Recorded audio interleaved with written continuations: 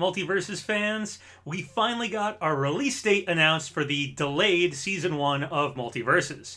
Season 1 will begin on August 15th, with our next character, the first Season 1 character, Morty, arriving shortly after on August 23rd. The game is currently in open beta right now with a pre-season battle pass. I guess Season 1 marks the true launch of the game now, so if you haven't finished the pre-season battle pass, you have this weekend to do so, before Season 1 begins this coming Monday, August 15th. I've been slacking big time here and haven't finished it myself, so I'll probably do some streaming this weekend and see if I can make it in time, finish that battle pass. I gotta get that pajama fin skin. Anyway, whether we consider the open beta to have been basically the launch of Multiverses, or if we think it starts on Season 1 this Monday, either way, the game already has millions of players, so it's off to a phenomenal start. Very happy to see the game flourishing so much, especially when it's still technically in open beta. I mean, what other fighting games hold EVO tournaments before their actual launch? And millions of players, it's just an incredible start. I'm so happy to see this game doing so well, and very happy to be able to cover this game on this channel.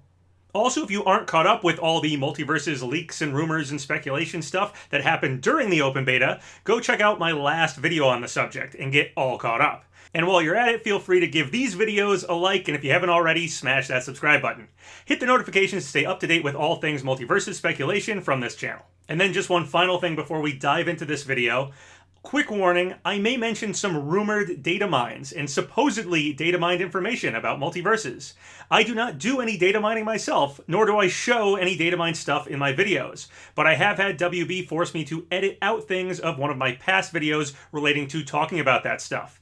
So, whenever I'm talking about any data mines or leaks for Multiverses, they are just rumors. So everything we talk about here, this is all rumored data mines, supposedly leaked characters, potentially data mined information, just rumors floating around, and you don't believe everything out there on the internet anyway, right? Just for fun speculation here. And of course, no matter how much supposed evidence exists out there, nothing is certain, so keep your expectations in check. But hey, also, spoiler warning if any of this stuff does really happen and come true in the end. Okay, so let's talk about this Season 1 release date. Season 1 of Multiverses, along with Morty, were supposed to release on August 9th initially, but that got delayed, and the official Multiverses Twitter account wrote this. We want to let everyone know that we are delaying the start of Season 1 and release of Morty to a later date. We know this might be disappointing for some and want to assure our community that we are dedicated to delivering new and exciting content that delights players. They went on to say, due to the Season 1 delay, we will be extending the preseason Battle Pass till August 15th.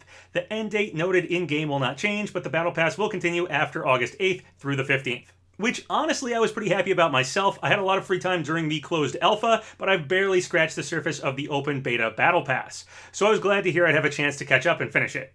However, Tony, the game director of Multiverses, was very apologetic to the fans over having to slightly delay the game. Tony wrote, "I'm very unhappy that we disappointed the players. #Multiverses." Honestly, Tony, I don't think anyone was too bummed about the delay. This is an open beta after all. I think everyone was well prepared. There could be delays and stuff, so no worries there. Plus, this has been a really quick turnaround now that we know the delay was indeed a short one. Since last night, Multiverses tweeted this out. We're excited to announce Season 1 will begin on August 15th with a brand new Battle Pass for you to earn in-game rewards. We can also confirm Morty will join the character roster on August 23rd as part of Season 1. We look forward to sharing more in the coming weeks. #Multiverses. So again, August 15th for Season 1, and Morty releasing shortly after on August 23rd.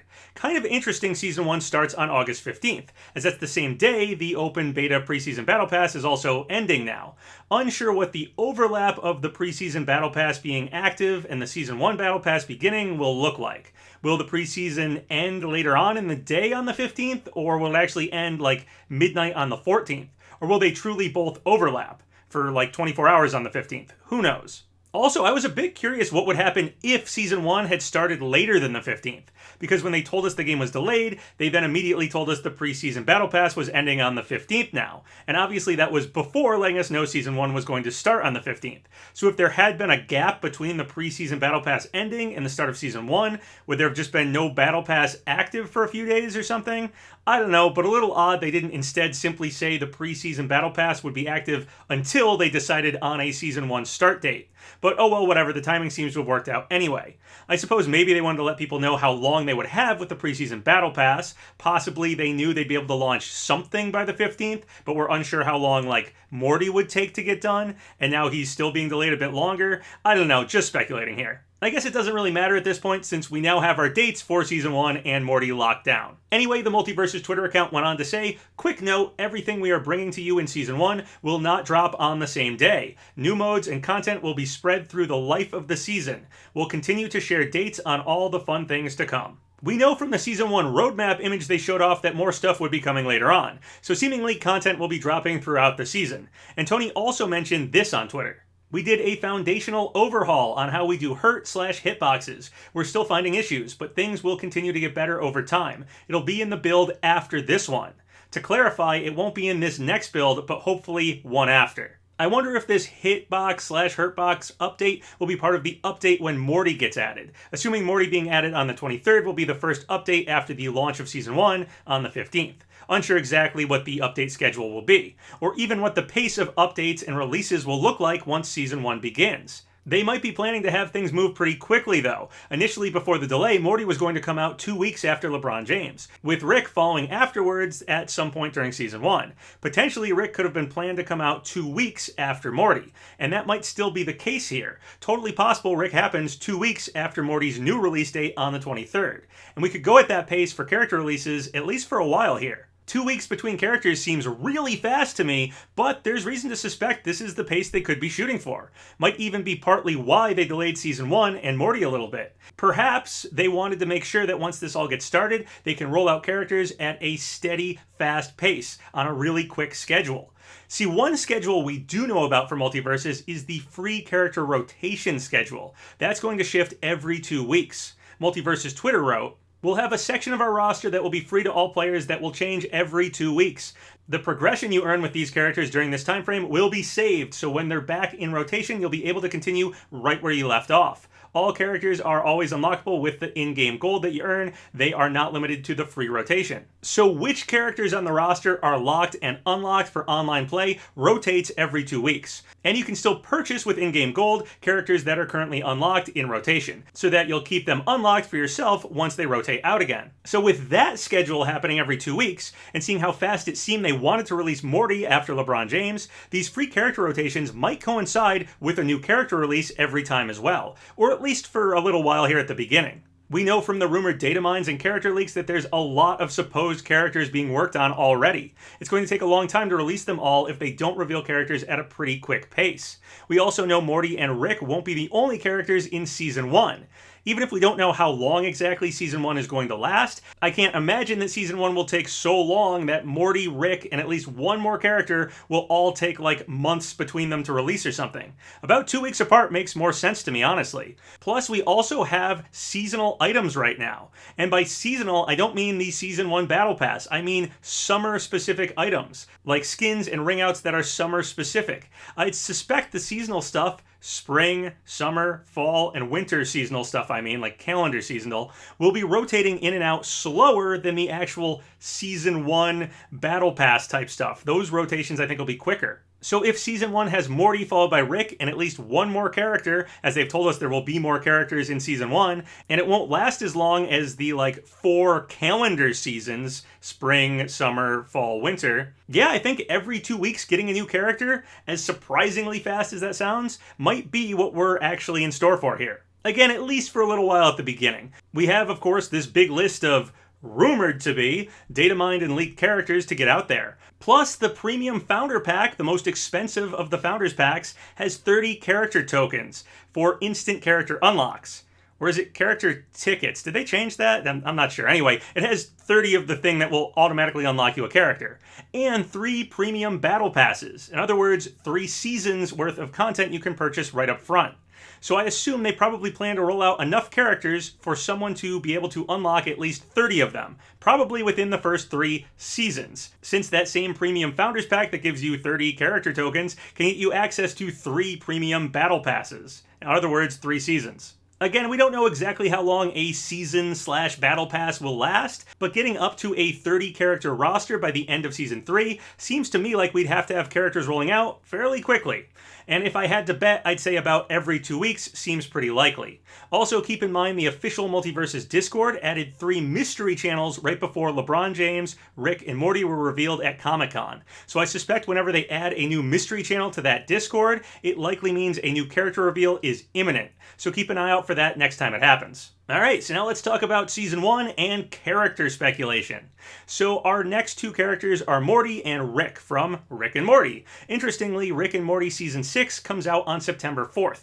Tony even liked the tweet about it here. Potentially the release of Rick and Morty as fighters coinciding with the release of the new Rick and Morty season could be for cross-promotional purposes. Actually, if this does follow a 2-week release schedule for fighters, with Morty coming out on the 23rd, 2 weeks later is September 5th. The day after the premiere of Season 6 of Rick and Morty. So they'd be able to hype up Rick being added to Multiverses on the same day as the premiere of the new season. Now, I doubt the delay of Season 1 had anything to do with perfectly timing up a Rick release date with the new season premiere, but hey, it's possible Rick and Morty happening so close to the premiere was planned from the start of things as a cross-promotional thing. Cross-promotion is a powerful tool.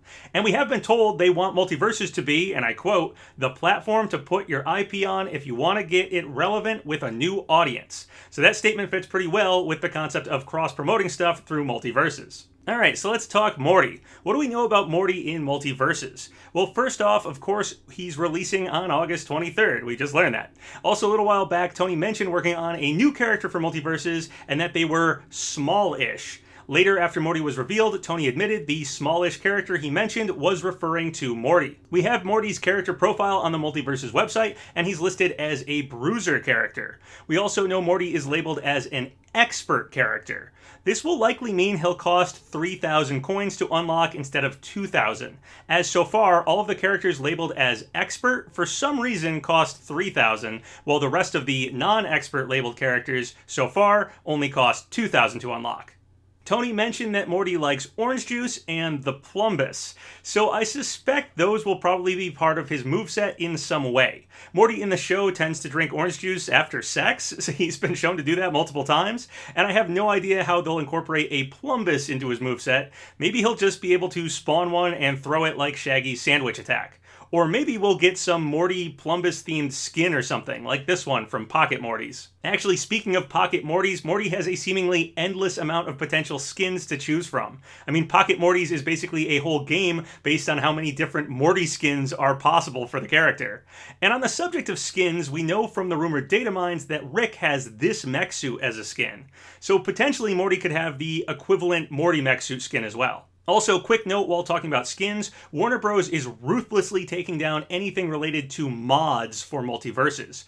Probably because it's a free-to-play game that relies on selling the skins and variants and stuff to players to make a profit. So obviously they wouldn't like the idea of people just modding in for free any skins they want. So be careful out there if you're a content creator making Multiverses content. Don't show any mods, don't stream with mods or anything like that if you want to avoid Warner Bros. Taking down your stuff. Alright, so Morty didn't actually have very much stuff in the rumored data mines. Actually, kind of surprising he's releasing before Rick, as Rick did have a lot of stuff in the rumored data mines. Still, we did have Morty on our list of potentially leaked characters, so he wasn't a total surprise for those of us keeping up with Multiverses speculation. But since there's not much stuff in any of the data mines for Morty, let's move on to talking about the other Season 1 fighter we know is coming, Rick Sanchez. Rick is coming out at some point during Season 1, though we don't have an exact date pinned down for that yet. As I explained earlier, I wager he might come out about 2 weeks after Morty, potentially very close to the Season 6 premiere of Rick and Morty on September 4th. We have Rick's character profile on the official Multiverses website, and he's categorized as a mage/ranged fighter. Also, some people out there have had Rick's render glitch into their games during the open beta on the character select screen. Now, I talked a lot about Rick in some of my earlier videos. Specifically this one, I go over all of his rumored to be data mined moveset stuff. So I won't straight up repeat all of that again here. But I will mention some stuff as broad strokes. The rumor is his playstyle will heavily involve the use of his portal gun and making portals. He'll use the Go-Go Sanchez ski shoes as one of his attacks or something, and he'll also summon Meeseeks to him fight. Supposedly, the Meeseeks will change their look. Potentially, the look change can be based on what skin you have for Rick or something. Speaking of which, we have a few skins for Rick rumored to be data mined as well. This mech suit as a skin, a SEAL Team Rick skin based on this guy, and of course, Pickle Rick as a skin. Okay, so that's pretty much everything we have rumored or know about our next two characters, Morty and Rick. Now let's get into the really fun stuff. Save the best for last here. Future character speculation. Let's talk about who we could be getting after Rick as a further Season 1 character or characters, mattering to how many we get in the rest of Season 1. So we know for sure Season 1 will have at least one more fighter than just Rick and Morty, since the Season 1 roadmap image says so. Right underneath them it says, and more to come. So that can be assumed more fighters are coming in Season 1. When exactly another fighter will be revealed, who knows for sure though. But once again, keep an eye on any mystery channels popping up in the official Multiverses Discord. Probably a good indicator of a new fighter reveal being imminent. Again, we might be on an every 2-week new fighter release schedule for a bit here, but that is of course just speculation for now. We'll have to wait and see how long the wait between Morty and Rick ends up actually being first before we have an idea of how long the wait between fighters will probably be. Alright, so can we figure out who we might be actually getting revealed next after Rick? We have this huge list of potentially data mined or leaked characters that might be in the works behind the scenes. But is there any way to narrow down which of them have a good shot at actually showing up soon? Well, one thing supposedly found in the rumored data mines is a list of all the characters in the game's roster and some other characters, all labeled starting with C0. This C0 list has 15 spots that are for characters that haven't been released yet, characters that aren't officially on the roster yet, only some of which have specific names attached to them. The list does not always go in order of where the characters are being released though. For example, Marvin the Martian is listed before Morty and Rick, even though Marvin hasn't been revealed yet. Of course, maybe that's a good indication Marvin could be the next character revealed. Some eagle-eyed fans have noticed Marvin's ship hidden in the background of the CGI character trailer, after all. Plus, Marvin could potentially fit a sci-fi or space theme we sort of have going so far for the newer characters, with Iron Giant, LeBron James from Space Jam, Rick and Morty, and then Marvin. Thematically, they can work together in a sort of space theme, if themes are something the devs are even considering with the character releases. And Marvin seems to be pretty far along as far as characters go. According to the earlier rumored data mines in the closed alpha build, characters we haven't seen yet, like Gandalf, Godzilla, Raven, and Marvin, appear to have quite a bit of work done for them. Of course, Morty, our next character, didn't seem to have very much found in the rumored data mines for them at all, and we're getting him first. So we probably can't figure out who's next based only on how much evidence people have claimed to have found in the code for them. Some of the characters people have claimed to have found may seem to have very little data in the code, but actually have a lot of work done on them that just hasn't been left in the code. Or there might be other characters no one has found at all that have been worked on pretty far and just simply have nothing that's been left in the code. Plus, in the case of a giant character like Godzilla, who did appear to have quite a bit of work done on them, Tony specifically mentioned holding off on adding another huge character anytime soon after Iron Giant, since Iron Giant took so much work to make. So like I said, many of the numbered spots on the C0 list don't have names attached to them. They're simply labeled as C0 followed by a number in the list without a character name after that. Out of the yet-to-be-revealed characters, only Marvin being attached to C018, Gizmo/Stripe being attached to C023, Raven being attached to C025, and Nubia being attached to C027. Those are the only yet-to-be-revealed character names that are actually attached to specific spots on that C0 list. Again, the order of the list doesn't necessarily fit with the character's releasing order. That's already been broken with Marvin not being released yet. Of course, we have lots of other characters found during previously rumored data mines. That could fill up the other blank spots here. But a lot of stuff was removed from the open beta build of the game, supposedly, in the newer data mines. Probably taken out to try to prevent stuff from leaking. That's a pretty common practice when releasing a game in parts. You try to scrub the data of anything that could reveal something you're going to do later down the road.